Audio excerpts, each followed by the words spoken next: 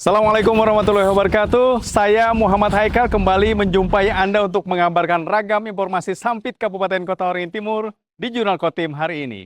Dan untuk Jurnal Kotim selengkapnya, kita akan saksikan sama-sama. Bupati Kota Waringin Timur Haliki Nur memantau pelaksanaan program pemberian makan bergizi gratis bagi pelajar. Hal ini untuk memastikan program berjalan dengan lancar sesuai harapan.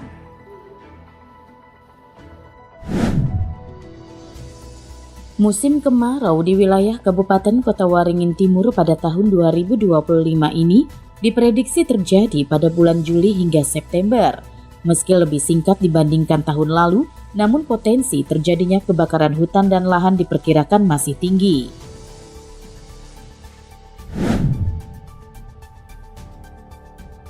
Kepolisian Resor Kota Waringin Timur kembali menggelar rekonstruksi kasus dugaan penganiayaan berat yang mengakibatkan korban Ansori Muslim meninggal dunia.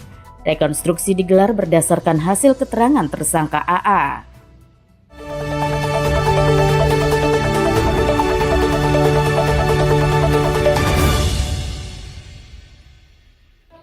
Sudah lebih dari 2 bulan terakhir, program pemberian makan bergizi gratis berjalan di Kabupaten Kota Waringin Timur.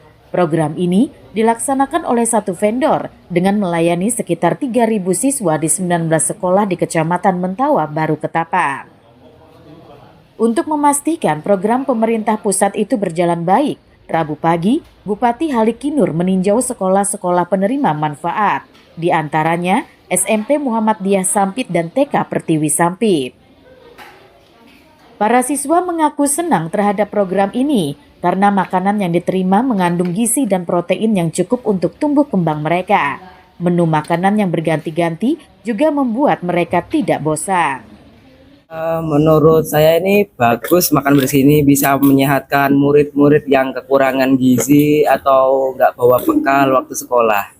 Kalau menunya sendiri seperti apa, Mas? Ya menurut saya itu menunya udah pas banget, gizinya ada, proteinnya ada, zat besinya ada, karbohidratnya ada. Mas, mungkin harapannya untuk program ini seperti apa, Mas? Semoga aja tetap berjalan terus programnya. Bupati Haliki Nur menyebut pihaknya sangat mendukung penuh program pemberian MBG. Pemberian makan bergizi secara rutin diharap dapat meningkatkan kesehatan dan kecerdasan siswa, sebab generasi inilah yang akan mengantarkan Indonesia menuju Indonesia Emas 2045. Ini saya melihat langsung kondisi makanan yang diberikan itu sudah, dan setiap 10 hari menunya berubah-ubah terus, jadi sehingga tidak terjadi kebosanan. Dan ternyata anak-anak senang sekali Indonesia untuk mencapai Indonesia Emas tahun 2045 ini dimulai dari anak didik kita. Harapan kita yang dulu banyak stunting, dengan adanya makan bergizi gratis ini sudah stunting itu bisa dihapus atau dikurangi minimal seperti itu. Nah, kehadiran anak, tingkat kecerdasannya juga, makanya nanti 1 tahun akan dievaluasi. Apakah setelah diberikan makanan ini akan terutama tingkat kecerdasan mereka, kesehatan mereka, itu akan meningkat. Jadi kita nanti ditimbang, diukur segala macam kan.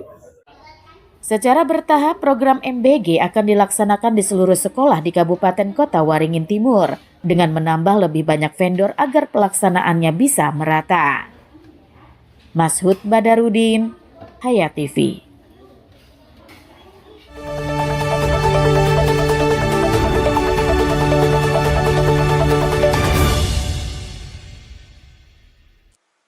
Badan Penanggulangan Bencana Daerah atau BPBD Kabupaten Kota Waringin Timur mengingatkan masyarakat untuk mulai mewaspadai ancaman kebakaran hutan dan lahan atau karhutla. Berdasarkan perakiraan cuaca dari BMKG Sampit, musim kemarau di daerah ini mulai terjadi pada bulan Juli. Musim kemarau diprediksi lebih singkat hingga bulan September.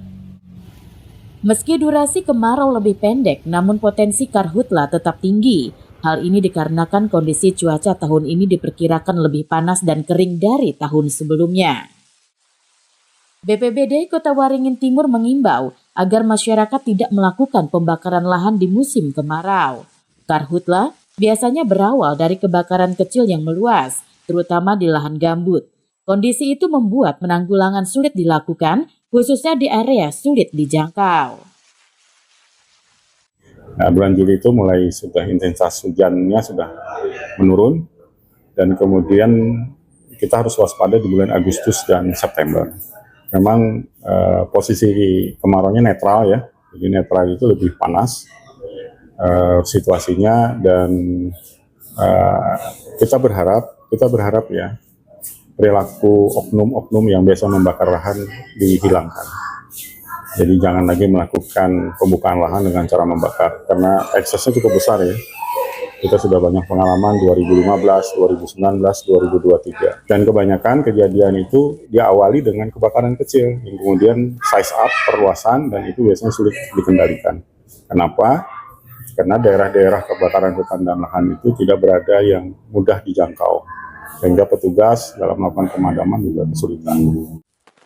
Saat ini BPBD Kota Waringin Timur sudah melakukan berbagai persiapan untuk melakukan antisipasi hingga penanggulangan karhutla. Adapun wilayah rawan karhutla diantaranya Kecamatan Mentawa Baru Ketapang dan Baamang di dalam Kota Sampit, hingga beberapa kecamatan lainnya seperti Teluk Sampit, Seranau, Mentaya Hilir Selatan, Pulau Hanaut, Tempaga, dan Parenggean. Mashud Badarudin, Hayat TV.